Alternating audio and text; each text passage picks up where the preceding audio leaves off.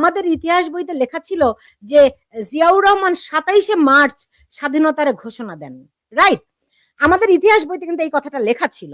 তো আমি সেই ছোটবেলায় চিন্তা করতাম যে আমরা 26শে মার্চ স্বাধীনতা দিবস পালন করি, কিন্তু তাইলে 27শে মার্চ যদি স্বাধীনতা ঘোষণা দিয়ে থাকে, আমরা কেন একদিন আগে পালন করি? মানে এটা একটা কমন সেন্সের ব্যাপার, তো তারা অনেক হিসাব মেলাতে পারেনি। এখানে অনেকের প্রশ্ন আছে, 27 তারিখে যদি আপনারা স্বাধীনতা ঘোষণা করেন, 26 তারিখ কেন স্বাধীনতা দিবস পালন করা হচ্ছে? এটা সামরিক বাহিনীর থেকে আমাদেরই দাবি ছিল, কারণ আমরা 25-26 তারিখে বিদ্রোহ করেছি, 27 তারিখে স্বাধীনতা ঘোষণা করেছি। তাহলে আমাদের একদিনের চাকরিটা গেল কোথায়? আমাদের চাকরিটার একটা গ্যাপ হয়ে গেল না? আমাদের এই গ্যাপটা দূর করার জন্য সেনাবাহিনীর পক্ষ থেকে পলিটিক্যাল গভর্নমেন্টকে এটা বলা হয়েছিল 26 তারিখেই স্বাধীনতার ঘোষণা হিসাবে মাইনে নিতে হবে এবং স্বাধীনতা দিবস পালন করতে হবে। তাহলে আমাদের চাকরির কন্টিনিউটিতে থাকে, যার কারণে এটা আমাদের দাবির পরিপ্রেক্ষিতে 26 তারিখ করা হয়েছিল।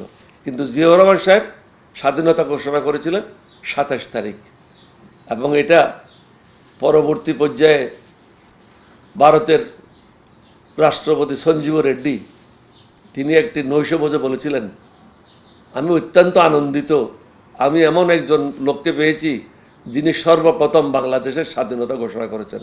এটা রেকর্ড আছে, দলিলে আছে, ফরেন মিনিস্ট্রিতে আছে, আমার কাছেও আছে। জিয়াউর রহমানই স্বাধীনতার ঘোষণা করেন এবং আমি পাশে বসা ছিলাম। এই ব্যাপারে কোনো দ্বিধাদ্বন্দ্ব নাই, অন্য কেউ স্বাধীনতা ঘোষণা করে নাই। এবং সঞ্জীব রেড্ডি ভারতের প্রেসিডেন্ট, তিনি এটা লিখিতভাবে বলে গেছেন যে জিয়াউর রহমানই সর্বপ্রথম স্বাধীনতা ঘোষণা করে, এটা কোয়ালিফাই করেছেন সর্বপ্রথম। কেউ যদি করেও তাকে পরে হতে পারে, বাট কিন্তু জিয়াউর রহমানই ওই ব্যক্তি যিনি সর্বপ্রথম বাংলাদেশের স্বাধীনতা ঘোষণা করেন। মুক্তিযুদ্ধে একমাত্র স্বাধীনতার ঘোষক জিয়াউর রহমান। মুক্তিযুদ্ধে একমাত্র স্বাধীনতার ঘোষক ছিলেন জিয়াউর রহমান। সম্প্রতি দেশের একটি গণমাধ্যমে আয়োজিত এক টকশোতে অংশ নিয়ে এমন মন্তব্য করেছেন বঙ্গবীর কাদের সিদ্দিকী।